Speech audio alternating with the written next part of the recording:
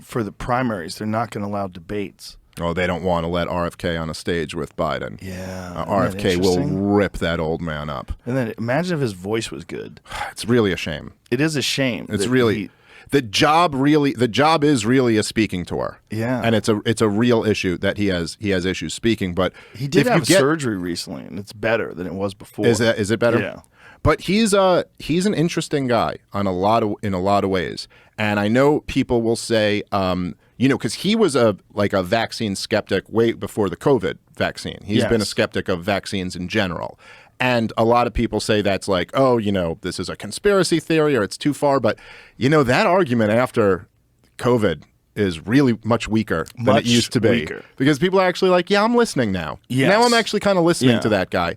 It seems like there's a playbook, and you guys have been following this playbook forever. Yes.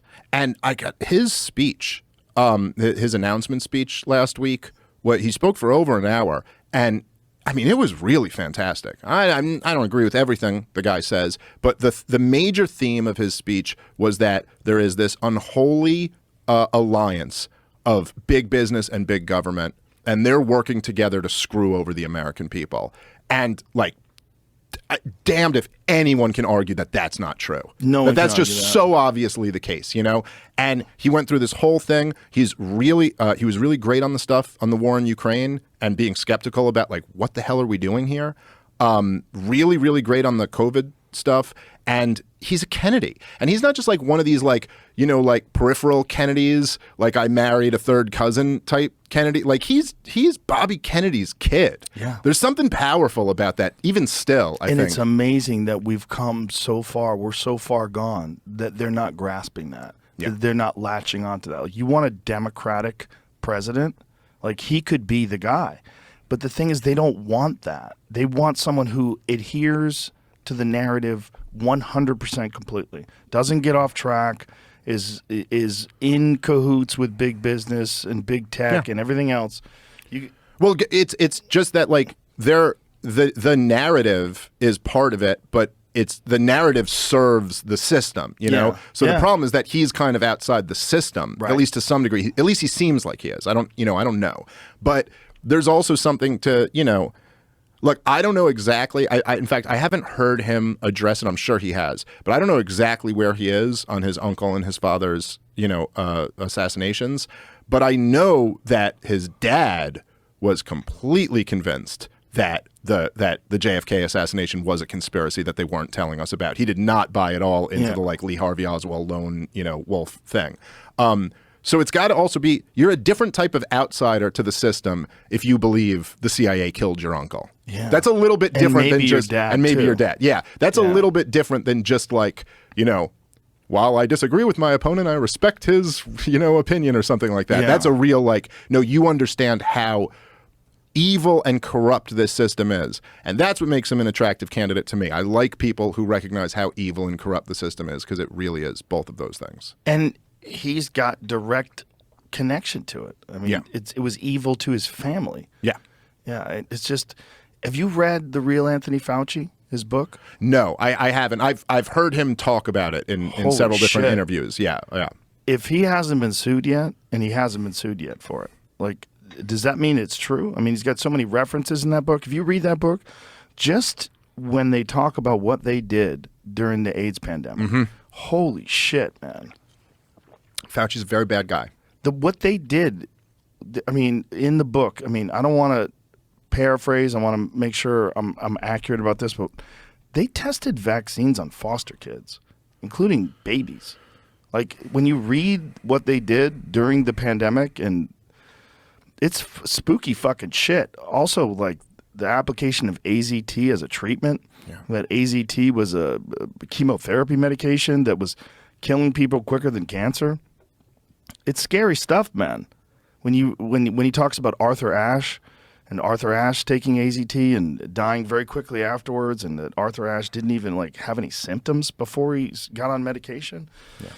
Well, I think one of the things that people, a lot of people have woken up to this over the last few years with all of the COVID insanity.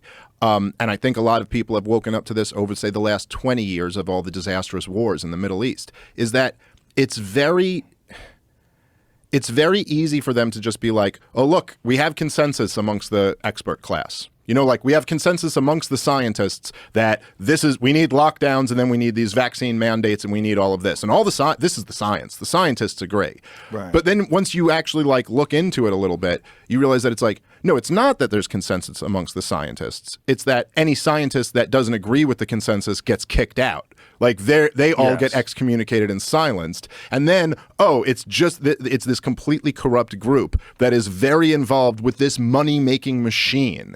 And you're like, there's such perverse incentives here. And so it's like, and the people realize this when after time, it just gets demonstrated that what they were saying is wrong. Yes. Like no one can argue anymore that if you get the COVID vaccine, you can't get or transmit COVID. No one's arguing that anymore because it's just, you can't keep up that lie anymore. And that was so quick.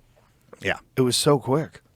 I mean, that lie was being pushed on mainstream news just a couple of years ago. Well, dude, me and you were like talking about this stuff. It's like it seems like not really that long ago, right? That we were having like some conversations where there'd be these clips of what we were saying, and it would be like, look at this COVID misinformation, and now you're like, let's look back at that. Yeah. The World Health Organization is now saying that the vaccine shouldn't be given to kids.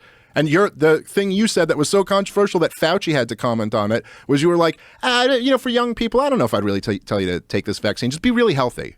Say like eat really well, exercise, get a lot of sunlight. That was your dangerous misinformation that you were spreading.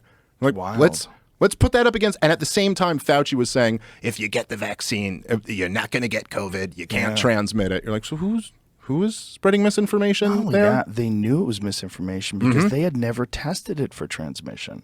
Yes, they knew it. The woman, I'm blanking on her name, but she was on the task force, the original task force in 2020. She's the lady who's always there at the podium with Trump and Fauci. Birx. Yes. She said, in like a kind of diplomatic way, but she was like, she goes, I always knew that it wouldn't prevent transmission, and I felt that we overreached when we were making that claim. And you're like, overreached? Lady, all of the policies that you put into place were built around that idea. The whole idea of vaccine mandates and vaccine passports and all of this was all predicated on the idea that it wasn't just your choice. Like it wasn't just like, you're choosing for your own health risk, that you were protecting other people. That was the whole idea that the whole thing was based on. If that's not true, then there was no justification for this. And millions of people lost their jobs over this. Yeah. Not to mention just the amount of people who were just like disenfranchised, like in major cities across the country. You couldn't go to a restaurant or couldn't go to a basketball game or whatever, which may seem less important than the ones who lost their job, but it's still fucked up. It's all fucked up.